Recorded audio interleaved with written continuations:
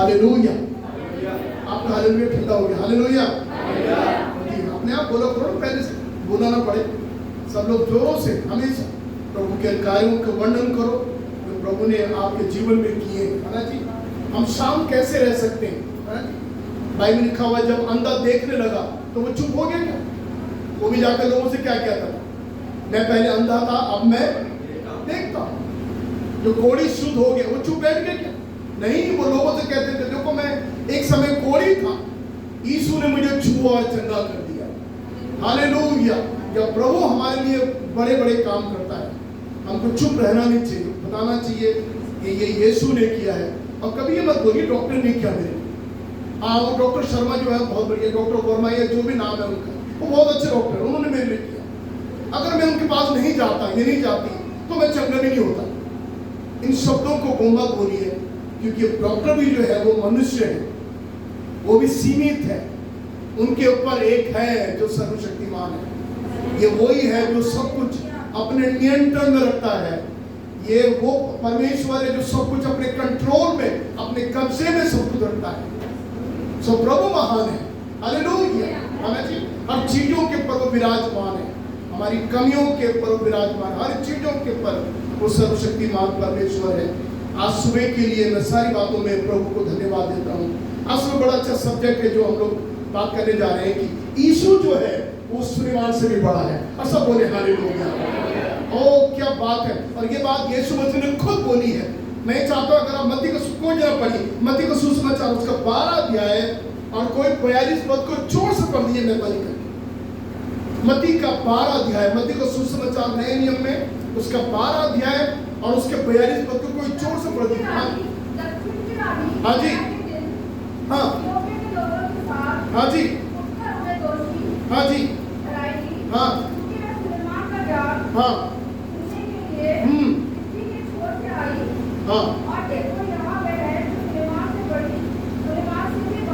Hallelujah. लिखा हुआ है बाइबल में दक्षिण की रानी, अभी हम उसके बारे में बात करेंगे। दक्षिण की रानी सुलेमान का ज्ञान सुनने के लिए पृथ्वी के एक छोर से यरूशलेम पहुंचती है सुलेमान से भेंट करने के लिए। और यीशु मसीह कह रहा है कि यहां वो है जो सुलेमान से भी बड़ा है। सब बोले हालेलुया। आपका मालूम है सुलेमान से भी बड़ा एक है। जबकि मैं थोड़ा आपको सुलेमान के बारे में बता देना चाहता हूं। कितने लोग जो सुलेमान के बारे में जानते हैं?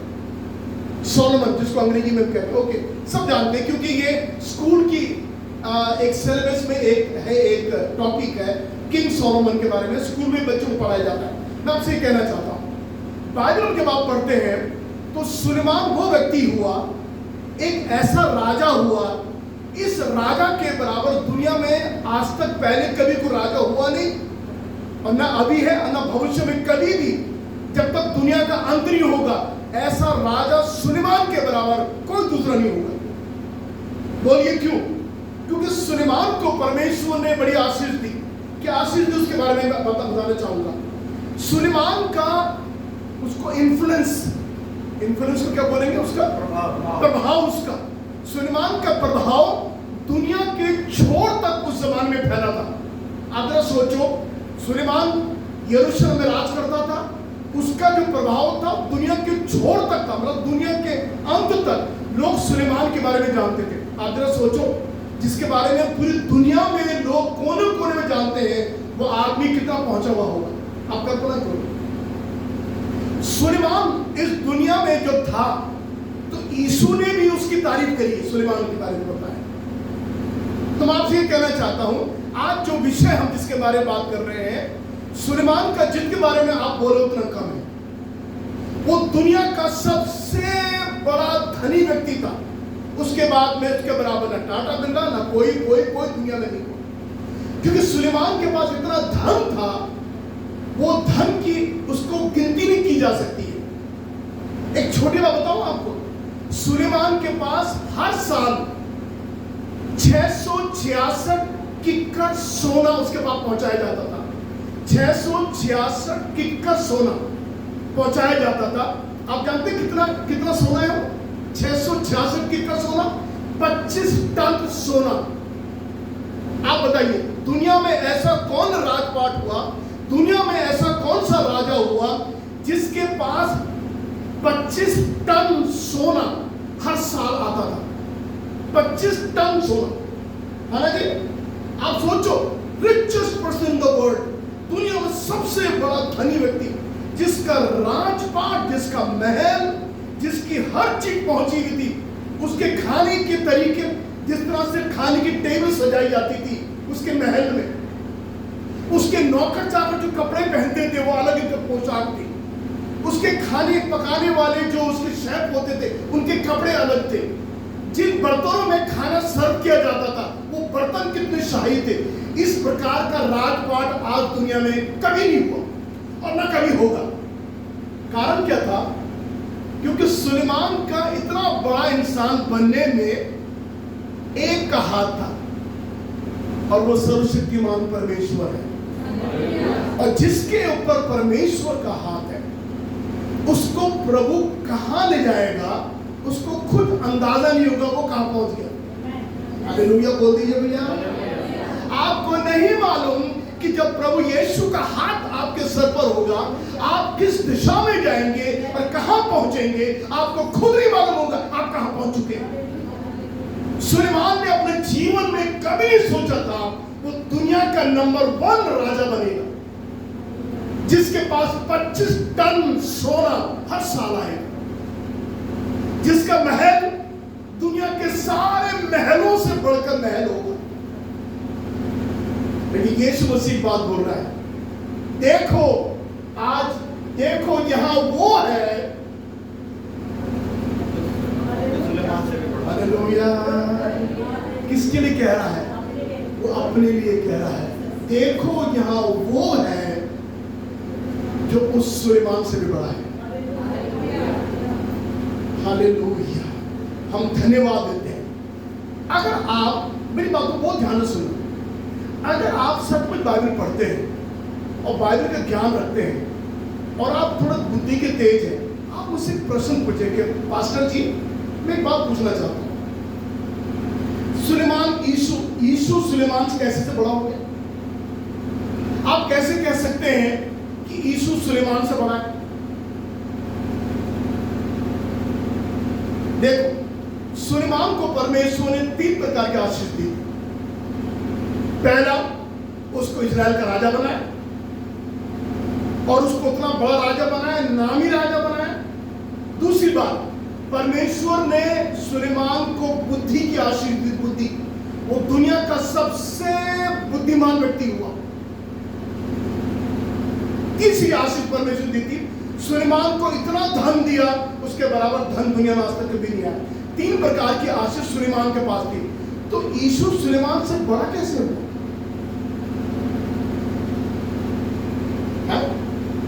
एक बच्चा पूछ सकता, पास्टर जी अंकल जी बताइए आप कैसे हो गया? सुलेमान तो इतना बड़ा आदमी था, जबकि यीशु ना राजा था,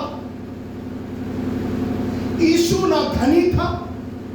यीशु ने अपने बारे में कहा, आकाश के पक्षी होते हैं, लोमड़ियों के भट्ट होते हैं, मनुष्य के पुत्र को सर धरने की जगह भी नहीं है। मतलब यीशु इतना गरीब था, उसको सर धरने की जगह भी नहीं थी, अपना घर भी नहीं था उसके पास। तीसरी बात, बुद्धि नहीं थी। बुद्धि बहुत ज्ञान के बारे में बाइबल लिखो, बहुत बुद्धि और ज्ञान है सब बात के बारे में, ऐसी बारे में हम बाइबल में ही पढ़ते। तो फिर अगर यीशु में ये बातें नहीं थी तो यीशु सुलेमान से बड़ा कैसे होगा? आप सोचिए बात के बारे में।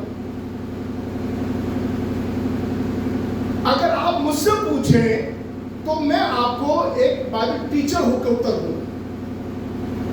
सबसे पहले, यीशु का राजपाट इस दुनिया में नहीं था, यीशु राजा नहीं था। लेकिन अगर कोई राजपाट नहीं देख रहा है इन आंखों से, अगर कोई दिलों में हुकूमत कर रहा है, तो क्या वो राजा से बढ़कर नहीं है क्या?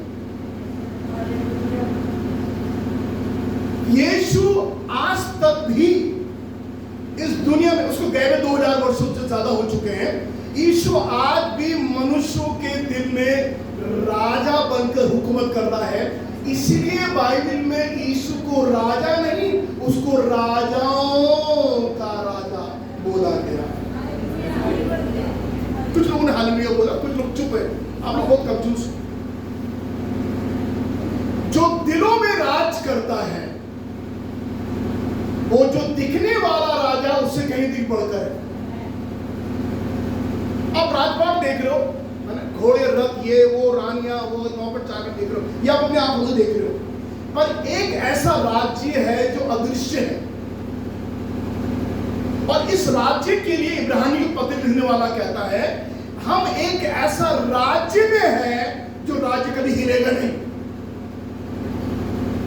Unshakeable kingdom, the kingdom which can not be shaken. एक ऐसा राज्य है जो कभी हिलेगा। किसका राज्य है? दुनिया के सारे राजपाट आज तक हिल चुके हैं, समाप्त हो चुके हैं, बर्बाद हो चुके हैं। यीशु आज भी राज्य करता है। इसका मतलब वो सुलेमान से बड़ा है। हालेलुया।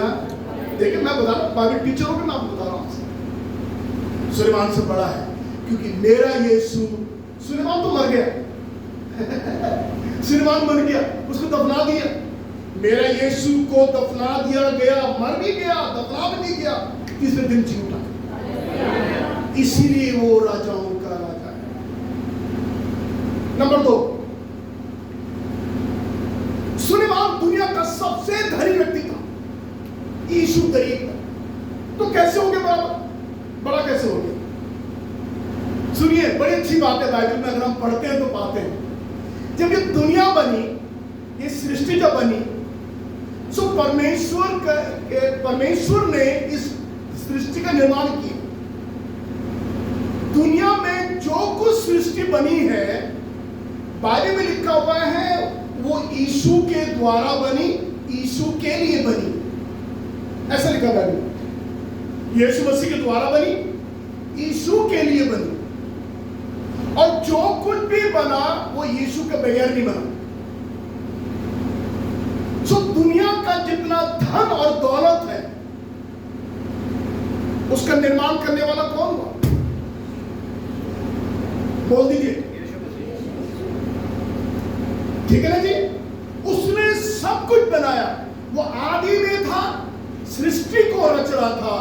सारे मणियों, सारे हीरे जवाहरात, हर चीज का निर्माण मेरा यीशु कर रहा था। उसके बाद हर चीज की भरपूरी। इसका मतलब सोना, चांदी, बड़े बड़े जो कीमती चीजें होती हैं, उसका निर्माता, उसका बनाने वाला स्वयं इकलौते यीशु मसीह। तो सुलेमान को तो लोगों ने दिया, यीशु का खुद पैदा किया हुआ। हालेलुया। धन दौलत सब कुछ जो है इस संसार में जो है वो परमेश्वर था, यीशु के द्वारा बनाया गया है। यीशु को बनाने की जरूरत नहीं, वो बना हुआ है। इसका मतलब यीशु धनियों का धनी है, पैसे वालों से बढ़कर पैसे वाला है। सब कुछ उसके द्वारा रचा गया, उसके द्वारा बनाया गया। सारे सब कुछ जो कीमती मणि है, कीमती हीरे जवाहरात है, कीमती जो पैसा है, हर चीज दुनिया का परमेश्वर के पुत्र प्रभु यीशु मसीह के द्वारा बनाया गया है। यीशु उसका निर्माता है। तीसरी बात, बुद्धि के बारे में अगर बात करें तो लिखा हुआ है यीशु बुद्धि से परिपूर्ण था। हालेलुया। अरे एक पद में आपको खुलाने जा रहा हूं, पर ये कुलुस्सियों का दूसरा अध्याय, कुलुस्सियों का दूसरा अध्याय, उसके तीसरे पद को पढ़ो तो क्या लिखा हुआ देखिए। कितनी बड़ी बात लिखी हुई है यीशु मसीह के बारे में। 2 अध्याय 3 पद, कुलुस्सियों की पत्री दूसरा अध्याय 3 पद, जिसमें सुनिए ध्यान से, जिसमें बुद्धि और ज्ञान के सारे भंडार क्या करे हैं? सब बोलिए, क्या बोलो? आइए अब सब बोले, सिर्फ दोबारा पढ़िए। हाँ, जिसमें बुद्धि और ज्ञान के, बोलिए सब बोलिए, एक एक बोले, धीरे धीरे पढ़िए। जिसमें जिसमें हाँ जी बुद्धि और ज्ञान के सारे भंडार छिपे हुए हैं। क्या समझ रहे हैं आप? यीशु में, उसकी बुद्धि में सारे ज्ञान और बुद्धि के भंडार। क्या होता है भंडार? द ट्रेजर, भंडार लिखा हुआ है, छिपे हुए। यीशु बुद्धिमानों का बुद्धिमान है। उसके बुद्धि के बराबर दुनिया में किसी की बुद्धि हो नहीं सकती है। सुलेमान की बुद्धि भी नहीं थी। इसलिए देखो आज वो यहां पर है जो सुलेमान से भी बड़ा है, और उसका नाम यीशु मसीह है। हालेलुया। हम धन्यवाद देते हैं जिस प्रकार से यीशु मसीह सारी चीजों के ऊपर विराजमान। सुनिए, आपकी समस्याएं बड़ी नहीं, आपके दुख बड़े नहीं है, आपकी पीड़ाएं बड़ी नहीं है। उन चीजों के ऊपर यीशु विराजमान है। वो हर चीज को कंट्रोल करता है। हम धन्यवाद देते हैं हमारे पास एक ऐसा प्रभु है जो हमारे हर चीजों के ऊपर अपनी शक्ति, अपनी हुकूमत रखने वाला परमेश्वर है। हम धन्यवाद देते हैं परमेश्वर के नाम की हम स्तुति करते हैं। क्या हुआ जब सुलेमान का वैभव बढ़ गया, सुलेमान का नाम बढ़ गया, उसकी कीर्ति पूरे दुनिया में फैल गई। बहुत ध्यान से सुनना। तब क्या हुआ कि दक्षिण देश की रानी, उसको शीबा की रानी बोला जाता है, वहां की रानी के मन में ये आया, क्यों ना मैं यरूशलेम जाऊं और सुलेमान का ज्ञान सुन के आऊं। सुलेमान के पास बहुत से प्रश्नों को लेके जाऊं और सुलेमान मेरे प्रश्नों का उत्तर दे। तो ये स्त्री पृथ्वी के एक छोर से, वो जो छोर है उसको दक्षिण पार्ट बोला गया, दक्षिण the southern part of the world. उसमें दो जगह हैं, इसमें थोड़ा कंफ्यूजन है कि वो किस जगह से आई थी। एक तो कहना चाहिए सऊदी अरेबिया में जो यमन जो जगह है वो, या इथोपिया से, इन दोनों जगहों में से कहीं एक से वो रानी आई थी। ये थोड़ा कंट्रोवर्सी कि इन दोनों जगहों में से कौन जगह से आई थी, और ये दोनों पृथ्वी की छोर से, one part of the world. आप जरा सोचिए, इस रानी के मन में सुलेमान से मिलने की इच्छा प्रकट हुई। ये भी रानी थी, ये भी कम नहीं थी। और ये स्त्री सुलेमान से मिलने के लिए जब यरूशलेम पहुंची, आप जानते हैं इसको कितना समय लगा पहुंचने के लिए। पृथ्वी के एक छोर से, दक्षिण भाग से, और ये यरूशलेम सुलेमान से मिलने आ रही है। आप जानते हैं टाइम कितना लगा? मैं आपको बता देता हूं। अगर ये यमन से आई थी तो यमन जो है, जो दक्षिण अरब में है, वो 2109 किलोमीटर है यरूशलेम से। अगर ये इथोपिया से आई थी तो इथोपिया जो है वो 4103 किलोमीटर है यरूशलेम से। और उस जमाने में कोई प्लेन नहीं था, कोई बस नहीं थी, कोई कार नहीं थी, कोई मोटरसाइकिल नहीं थी कि स्पीड में दौड़ के चला जाओ। आप जानते हो वो रानी कैसे पहुंची सुलेमान के पास? ऊंट की पीठ में बैठकर। और आप जानते हैं ऊंट की पीठ में बैठकर एक जवान औरत के लिए यात्रा करना इतनी लंबी आसान नहीं होता। बहुत ध्यान से समझना मेरी बात। ऊंट एक ऐसा जानवर है, उसकी पीठ पर आप बहुत देर नहीं चल सकते बैठे। बोलिए क्यों? आप थोड़ा देर घूमने जा सकते हैं यहां से वहां तक, लेकिन आप इतनी लंबी यात्रा नहीं करें। जो यात्रा अगर माना 2000 किलोमीटर भी है, इतने भी यात्रा करना तो आदमी मर जाएगा। और सबसे बड़ी बात है बीमार पड़ जाएगा। बोलिए क्यों? ऊंट पर यात्रा क्यों नहीं कर सकते? देख लीजिए, झटके हैं उसमें। आपने देखा ऊंट भी चलता है, भी चलता है ऐसा। उसका कारण यही है, मैं स्टडी कर रहा था इसकी, मैंने पाया ऊंट के जो बाएं जो पैर होते हैं, दो पैर आगे पीछे के बाएं पैर, वो एक साथ उठते हैं। आपने कभी नहीं सोचा? ये ऊंट के नेचर में होता है। ऊंट के जो बाएं पैर हैं वो आगे पीछे के वो दोनों एक साथ उठते हैं, इसीलिए यूं झटका आता है। और जितनी बार ऊंट चलेगा उतनी बार झटके में चलेगा। वो यूं चलेगा, ऐसे नहीं चलेगा जैसे घोड़ा चला गया, ऐसा नहीं। वो जब चलेगा तो यूं झटका देगा, फिर चलेगा, फिर यूं झटका देगा। और ऐसे झटके झटके में आप थोड़ी देर घूम सकते हैं कहीं बगीचे वगैरह में, लेकिन आप 2000 या 3000 किलोमीटर की यात्रा करना, मैं सोचता हूँ ये असंभव होता है। वो भी एक जवान औरत की, वो भी एक रानी।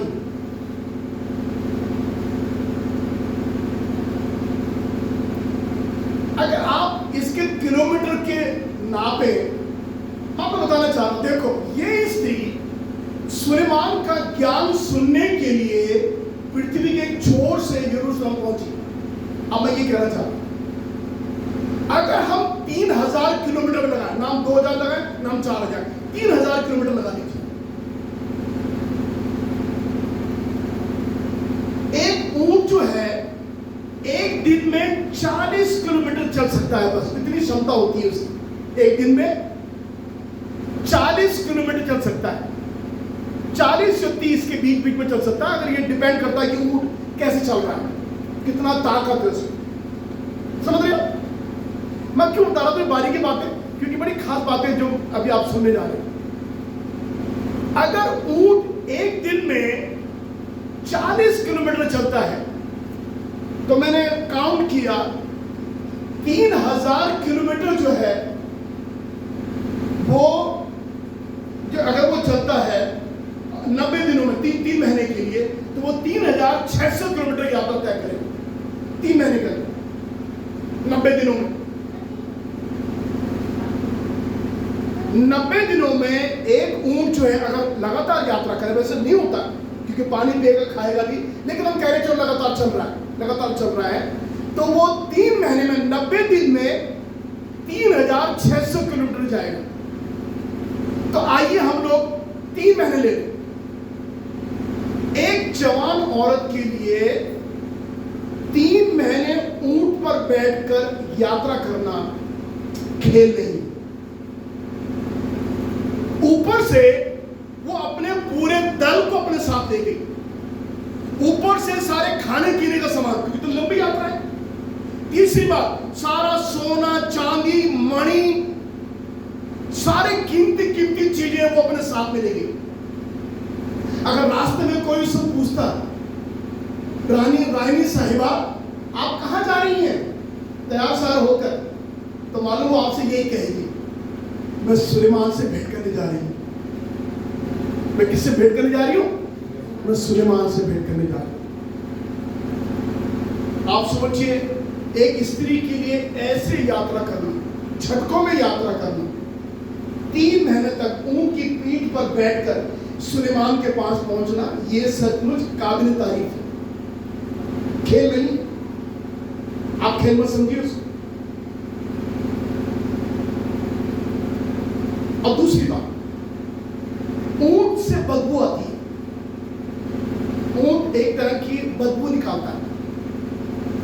आप देख लीजिए, गूगल में देख लीजिए, टेस्ट करके देख लीजिए। ये मैंने भी महसूस किया क्योंकि मैं भी जब उनके पास था, मैंने एक तरह की बदबू आती है।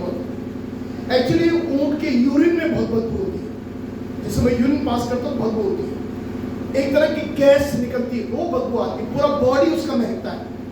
और एक जवान स्त्री के लिए जो रानी है, एक रानी जो जिसने बहुत से परफ्यूम लगाया है, खुशबू लगाई है, और वो ऊंट पर बैठकर 3 महीने यात्रा कर रही है, उस बदबू के साथ में, ये भी काबिल तारीफ है। आप इस रानी के इच्छा को देखो, ये इतना परिश्रम करके, इतना कुछ सहकर, अब 3 महीने में बारिश भी आई होगी, इन्होंने क्या क्या हुआ होगा इनके साथ में, खाने की बेकदरी, शायद बीमार भी पड़ी होगी, रानी है भाई, बीमार भी पड़ी होगी, लेकिन एक इच्छा थी, मुझे सुलेमान से मिलना है, मुझे सुलेमान से मिलना है।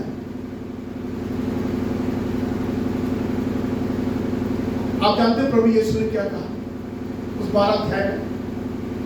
आपने ध्यान से नहीं पढ़ा जब हमने पढ़ रहे थे। यीशु मसीह ने कहा दक्षिण की रानी जो सुलेमान का ज्ञान सुनने पृथ्वी की छोर से आएगी, ये यीशु ने कहा है, वो न्याय के दिन इस युग के लोगों को दोषी ठहराएगी। ये मेरा पॉइंट है आज सुनने के बाद।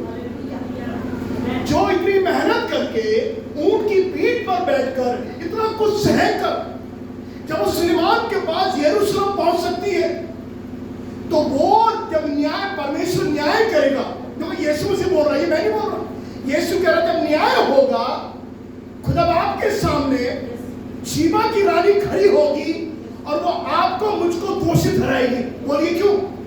वो ये सब ठहराएगी कि देखो मैं पृथ्वी के छोर से सुलेमान से मिलने के लिए आई और तुम उसके पास नहीं गए जो सुलेमान से बड़ा है। जितने ईसाई धर्म के लोग हैं, याद रख लीजिए, मैं आपसे कहना चाहता हूं, जितने भी ईसाई धर्म के लोग हैं, क्रिश्चियन कम्युनिटी के लोग हैं, उनके लिए एक संदेश है और वो ये है, अगर आप चर्च नहीं जा रहे हैं आप दोषी हैं।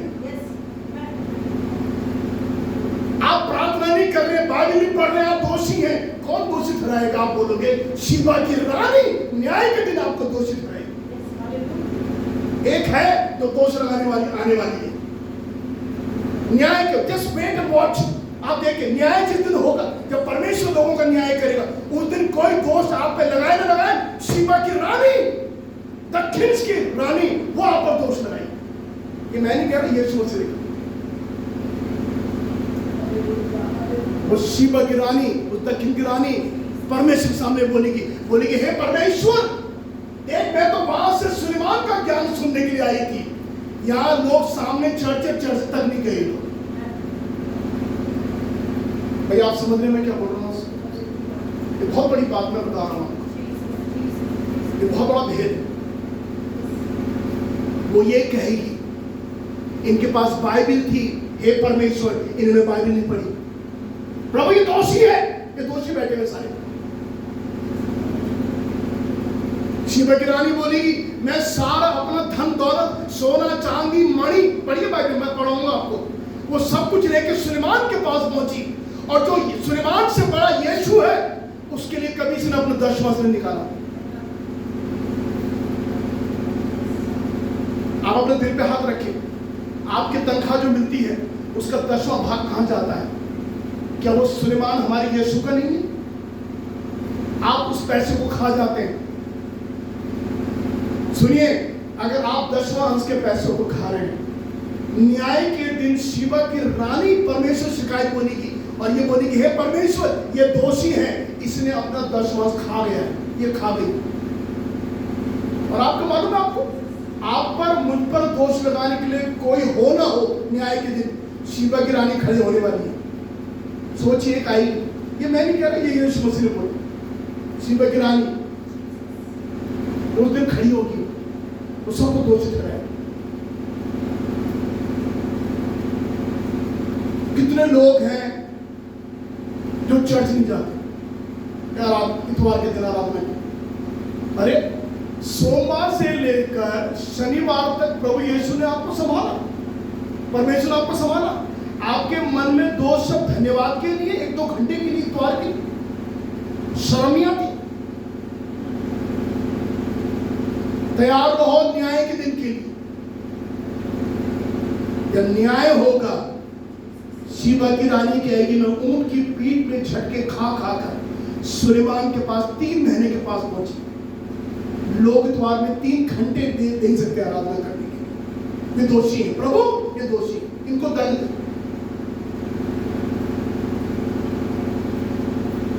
ओ प्रभु अनुग्रह कर। जब वो इतना कुछ कर सकती है तो आप अगर मेरे नजदीक है, प्रभु ने कितना कर सकते हैं? उसके राज्य की स्थापना के लिए, उसकी सेवा को बढ़ाने के लिए हम क्या कुछ कर सकते हैं?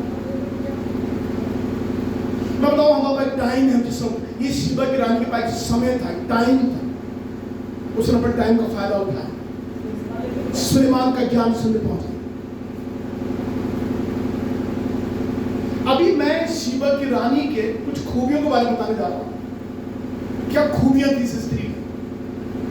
देख, जबकि ये परमेश्वर यहोवा में विश्वास नहीं करती थी, ये मूर्ति पूजा करती थी, दूसरे देवताओं को मानती थी, लेकिन ये परमेश्वर विश्वास सच का नहीं था।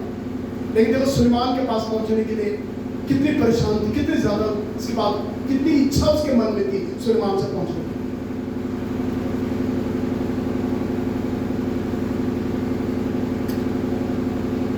न्याय के दिन जब न्याय होगा, कोई हम पर दोष लगाने वाला नहीं होगा, केवल एक होगी जो हम परमेश्वर के सामने खड़े होकर आप पर मुझ पर दोष लगाए।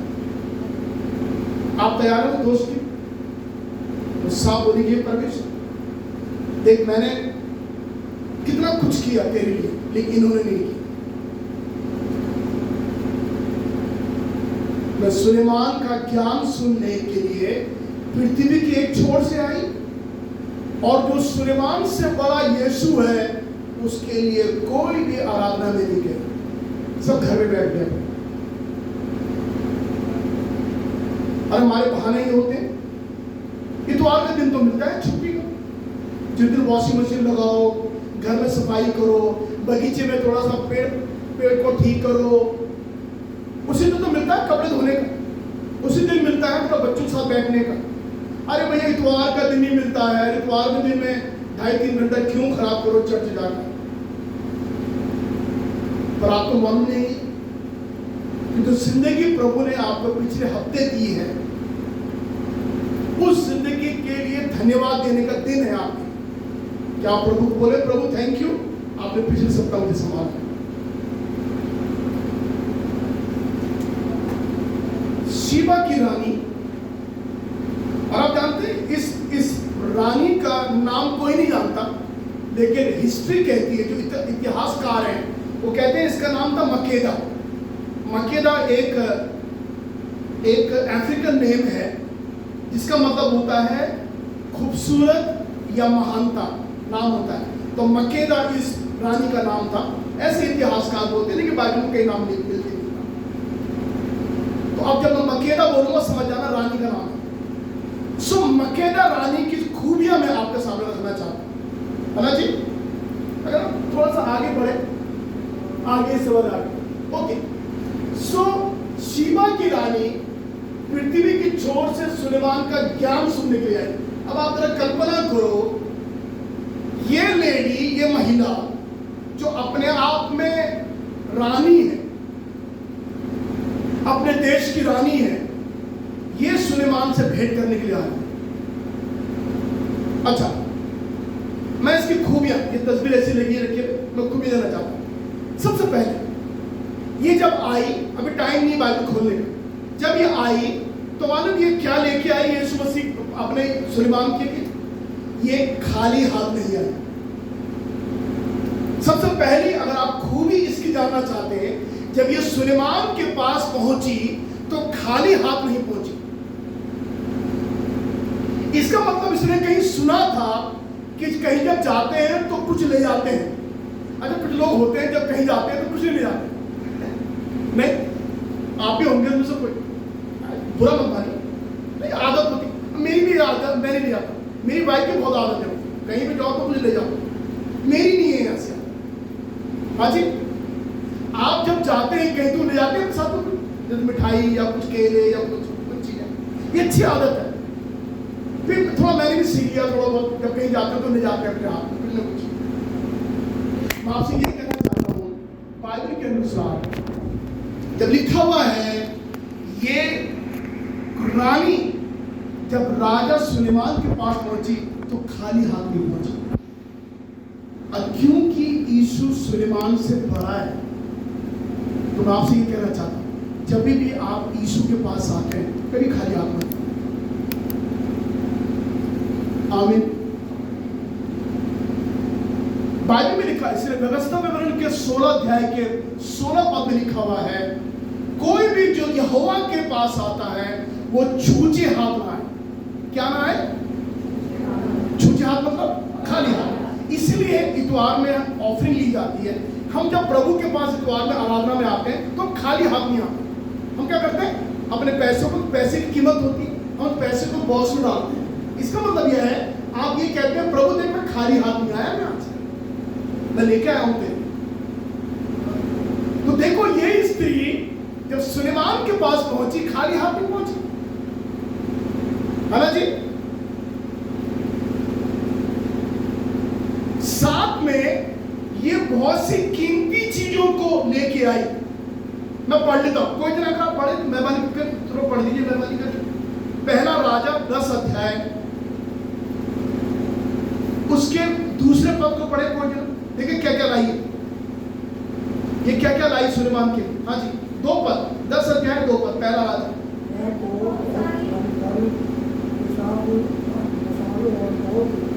सोने और मणि से लदे हुए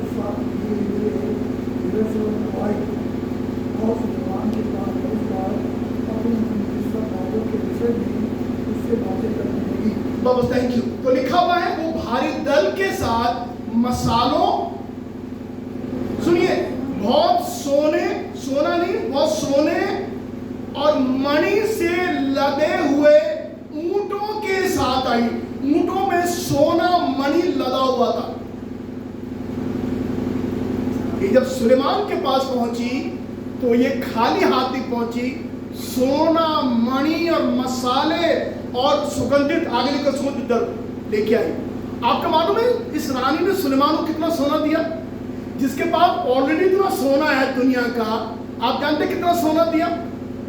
120 किक्कार सोना दिया। किक्कार जो है, हम जिस किलो बोलते हैं वो उनकी बात, हिब्रू भाषा में किक्कार सोना, 120 किक्कार, करीब 4.5 कुंटल सोना इसने सुलेमान को दिया। 4.5 कुंटल, बाप रे बाप, कितना सोना दिया सुलेमान को। यहां तो पढ़ लिया, फिर घर जाके पढ़ लीजिए 10 अध्याय पढ़। मतलब जब ये प्रभु, जब ये राजा के पास आई तो खाली हाथ में आई। मैं आपसे कहना चाहता हूं, जो हमारे बीच में सुलेमान से बड़ा है उसको हम क्या देते हैं?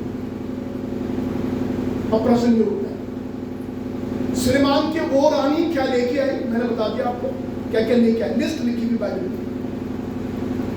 जब हम प्रभु यीशु मसीह जो सुलेमान से बड़ा है उसको हम क्या दे सकते? एक गाना, क्या देता हूं, क्या लाता हूं, कहता हूं मैं। अब शुक्रिया बोलने से काम नहीं चलेगा। अब ये पुरानी बातें छोड़ो, शुक्रिया बोल दिया, हे प्रभु thank you thank you thank you thank you बोल दिया। थैंक यू के बदले आप क्या कर रहे हो बताओ? 4.5 टन सोना ये लेकर ऊंटों पे लाद के लेके आया सुलेमान की। दूसरी बात, तीसरी बात सर, वो कठिन प्रश्नों के साथ आए। उसके बाद ऐसे प्रश्न थे जिसका उत्तर उसको मालूम नहीं था। उसको ये मालूम था मेरे सारे प्रश्नों का उत्तर कौन देगा? सुलेमान देगा। आज मैं आपसे एक बात करना चाहता हूं, जो सुलेमान से बड़ा है उसके पास आपके सारे प्रश्नों का उत्तर तो है, लेकिन यीशु मसीह स्वयं अपने आप का उत्तर। अंग्रेजी में कहते हैं Jesus is the answer, he himself is the answer. Yeshu अपने आप में ही आपके सारे प्रश्नों का उत्तर है। जिस दिन हम लोग यीशु को कबूल करते हैं उस दिन सारे प्रश्नों का उत्तर हमें मिल जाता है। Hallelujah hallelujah. वो सारे कठिन ऐसे नहीं छोटे छोटे प्रश्न, कठिन प्रश्नों के साथ वो सुलेमान के पास पहुंची। अभी आपको मालूम है AI आया, सब जानते हैं। उसमें अभी कह रहे हैं कि अगर आप AI से प्रश्न पूछते हैं तो सिंपल क्वेश्चन मत पूछो। सुना आपने? जो कंप्यूटर वगैरह में करते हैं वो कहते हैं AI से आप सिंपल क्वेश्चन मत पूछो, जितने हो सके उससे कठिन प्रश्न पूछो, उस सबका उत्तर आपको देगा।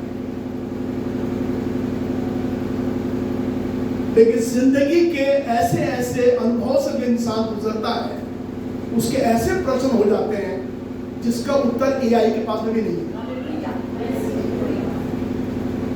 है, उसका उत्तर केवल सर्वशक्तिमान हमारे प्रभु के पास है। आप बताइए, एआई आपके आंसू पहुंच डालेगा? आपके टूटे हुए दिल को छोड़ पाएगा? नहीं। आपकी अपनी गहरी समस्या, जो व्यक्तिगत समस्या है, उसका समाधान कर पाएगा? नहीं कर पाएगा। ये परमेश्वर है जो उन चीजों का समाधान आपके मेरे जीवन में करेगा। सो ये रानी थी, ये कठिन कठिन प्रश्नों के साथ पहुंची। चौथी बात, ये अपनी मन की बातें कहने सुलेमान से आई। क्या कभी पढ़ा ना? अपनी मन की बातें। इसके मन में बहुत सी ऐसी बातें थी जो ये सुलेमान से कहना चाहती थी और किसी और से नहीं कहना चाहती। आप बताइए मुझे, यीशु सुलेमान से बड़ा है, आप क्या अपनी मन की बातें यीशु से बोलते हैं? हेलो, आप सुन रहे, मैं क्या बोल रहा हूं आपसे? ये रानी अपने प्रश्नों के साथ अपनी मन की बात, अपने मन को हल्का करने के लिए यीशु के पास गई। मैं बताऊं, मेरे जीवन में मैंने कितने बार अपने आप को हल्का किया जब मैंने अपने मन की बातें यीशु से बोली। मैंने किसी से नहीं बोली, मैंने कहा प्रभु तू ही कर समाधान से। और सुनिए, जब आप यीशु से अपनी मन की बातें बोलते हैं, आपको बड़ा मजा आएगा, बड़ा अच्छा लगेगा। आप लगे जैसे आपका बोझ गिर गया, आपका समाधान हो गया। ये मन की बातें कहने के लिए आई थी, ठीक है ना? इसलिए बाइबल में एक बड़ी अच्छी बात लिखी हुई है। अगर आप भजन संगीता 62 उसके 8 पद को जरा पढ़ो, देखो क्या लिखा हुआ पर में। 62 भजन संगीता उसका 8 पद।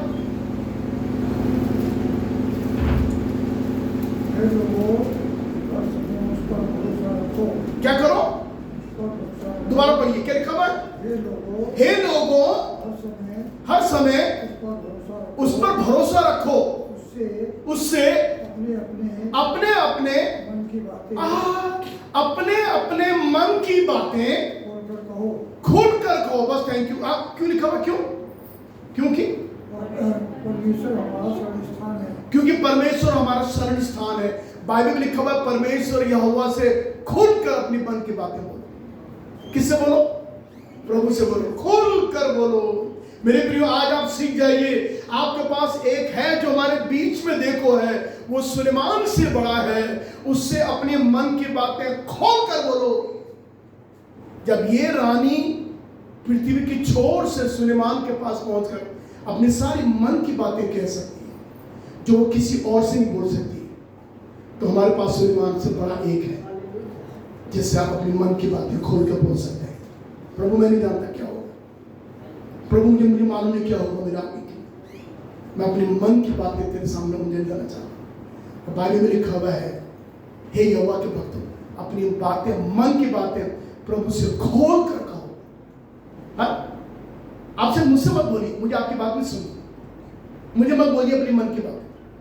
आप अपने प्रभु से बोलो।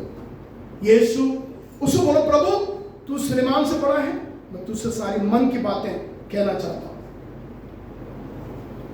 और आखिरी बात में, जब वो आई तो उसने सारी भेंटें वो सुलेमान के लिए लेके आई। मैं बताऊं, हमारे जीवन का हर चीज हमारे प्रभु के लिए।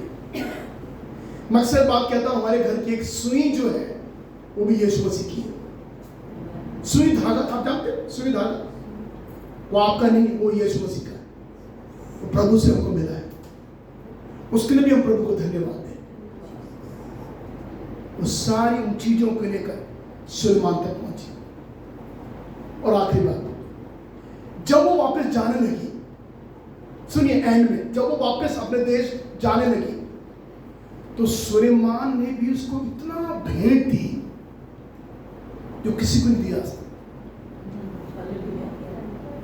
जब वो जाने लगी, ओके सर मैं जा रही हूं। कितने दिन रही वो सुलेमान के साथ हमें नहीं मालूम। जब वो जाने लगी वापस तो सुलेमान ने उल्टा उसको भी भेंटे दी, खूब सोना वगैरह उसको भी दिया। सुनिए ध्यान से, जब आप अपने यीशु जो सुलेमान से बड़ा है उसको आप भेंटे देंगे तो मेरा यीशु मसीह इसको वापस करेगा आपके लिए। आप विश्वास करें बात की, प्रभु उसको वापस करेगा आपको। अगर आप 1 रुपया देंगे प्रभु आपको 4 रुपये वापस करेगा। ये मेरे विश्वास है, ये मेरा सिद्धांत है। उसने 4.5 टन सोना सुलेमान को दिया, जाते हुए सुलेमान ने भी इसको दिया। अगर आप प्रभु को देंगे तो प्रभु आपको देगा। इसलिए यीशु ने कहा दिया करो तुमको भी दिया जाएगा। अभी हमारे सिद्धांत क्या है? मिल जाए मिल जाए मिल जाए बस, मिल जाए मिल जाए मिल जाए बस। जब देने की बात है नहीं है नहीं हमारे पास। देखो ये स्त्री इतना लेके आई थी, सुलेमान को देने की जरूरत नहीं थी, लेकिन सुलेमान ने भी उसको आशीष दी, अपनी संपत्ति अपना धन देके उसको। ऐसे बन जाता। हालेलुया। अगर आप यीशु को देंगे, मैं आपको सच कह रहा हूं, आप लिख लीजिए अपनी डायरी, अपने ब्रेन की मेमोरी में इसको टाइप कर लीजिए, मेरा यीशु आपको वापस करे। ये मैंने देखा अपने जीवन में, जब मैंने दिया प्रभु ने मुझे वापस कर दिया। मुझे याद है बहुत साल में अकोला में था, महाराष्ट्र में, बहुत साल ओएम में जब मैं था, मैं बहुत जवान लड़का था और मेरे पास एक शर्ट हुआ करती, मैं कभी नहीं भूलता शर्ट। वो प्यारी शर्ट थी, जाने क्या थी, उसमें नेट बना हुआ था और हल्की गुलाबी रंग की थी। उस समय वो था पहनने वाली शर्ट थी, मुझे किसी ने दी थी, इतना मुझे अच्छी लगती थी। मैंने कभी कोई मुझसे मांगे मैं दूंगा नहीं उसको, तो मैं शर्ट बार बार पहनता था। तो लोग मुझसे कहते भी थे क्या बात है आप यही शर्ट पहनते? मैंने मुझे अच्छी लगती। तो मालूम क्या था, मैं एक पास्टर से मेरी मुलाकात हुई, मैंने उनके शर्ट कॉलर फटा हुआ देखा, ऐसा कॉलर फटा हुआ था। एक पास्टर थे, वो गांव में सेवकाई करते थे।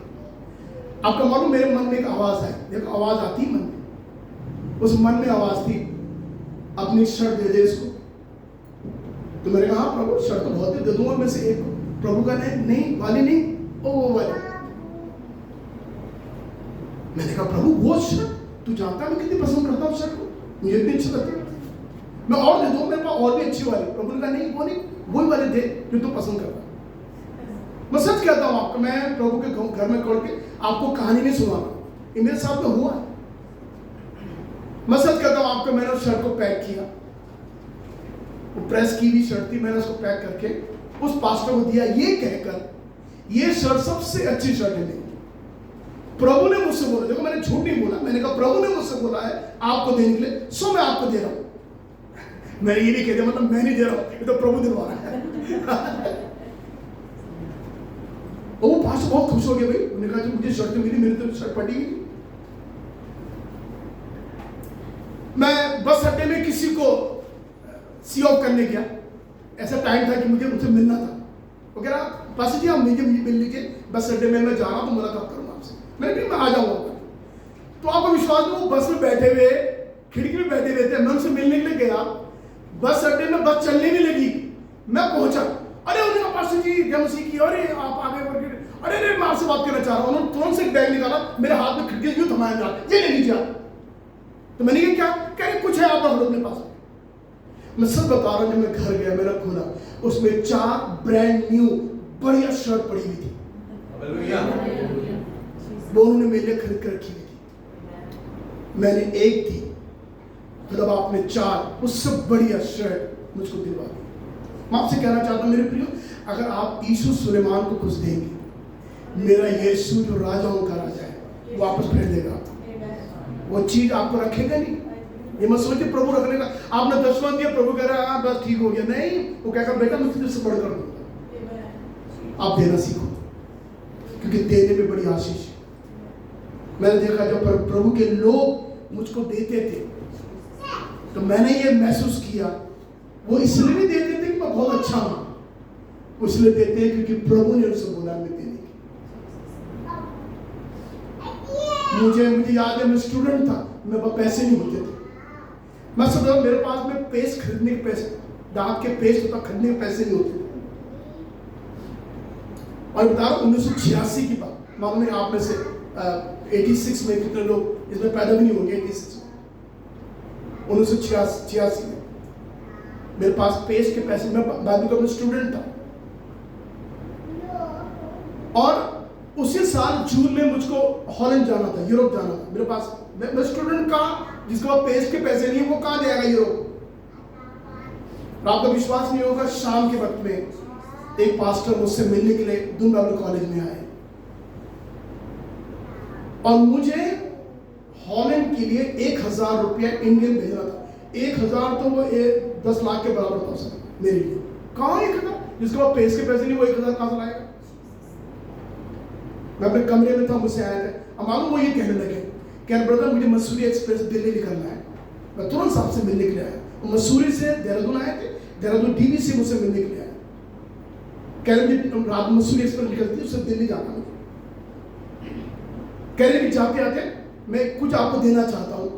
कह रहा है कि प्रभु ने मुझसे बोला, मैं इसलिए कर रहा हूँ क्योंकि प्रभु ने कहा तू जाके देख क्या। कह रहे एनुअल लिफाफा उन्होंने मुझे हाथ में थमाया और वो चले गए। उस दिन मसूरी एक्सप्रेस आधा घंटा लेट हो गई। ये आए, लिफाफा मेरे हाथ में थमाया। आई टेल यू, मैं लिफाफा खोला, मेरी आंखों में आंसू थे और कुछ और नहीं था। एग्जैक्टली 1000 रुपया जो मेरे लिए 10 लाख के ऊपर बराबर था, वो मुझको दिया और उसमें चिट्ठी लिखी हुई थी, प्रभु ने मुझसे बोला है जाके तो सुनील को 1000 रुपये दे क्या, उसको मुझे जरूरत है। कौन जानता था दिल की बात को? मैंने किसी ने नहीं बोला, मेरा जो सुलेमान से बड़ा है उसको मालूम था इसे 1000 रुपये चाहिए। बताइए 86 में मैं पहली बार यूरोप गया। किसी का बाप भी नहीं जा सकता उस जमाने में, इतना महंगा था। प्रभु मुझ जैसे विद्यार्थी को मैं पढ़ने वाला हूँ और जिसके पास साबुन तक के पैसे नहीं है वो यूरोप जा। हालेलुया। दिया करो तो तुमको भी दिया जाएगा। जब सुलेमान को रानी ने दिया, उसने रानी को खाली हाथ में भेजा। उसने कहा रानी मैं आपको ब्लेस करता हूँ। उसने रानी को भरकर सोना चांदी दे दिया। अगर आप प्रभु को दोगे, प्रभु आपको वापस करेगा। विश्वास करो, कभी भी वो रखेगा नहीं आपको। वो तो धनी है, धनों का बनाने वाला, सोना चांदी हीरे जवाहरात उसके बनाएंगे, वो क्या रखेगा आपको? आपके तनख्वाह का 10वां हिस्सा वो क्या रखेगा आप अपने पास में? वो आपको दे देगा वापस। हालेलुया। धन्यवाद हो प्रभु का। क्यों ना आंखें बंद करें समय, अपने जो सुलेमान से बड़ा है उससे हम मांगे आंसू, उससे कहने पाए कि हे मेरे प्रभु, तू जो सुलेमान से बड़ा है मुझे आशीष दे आंसू।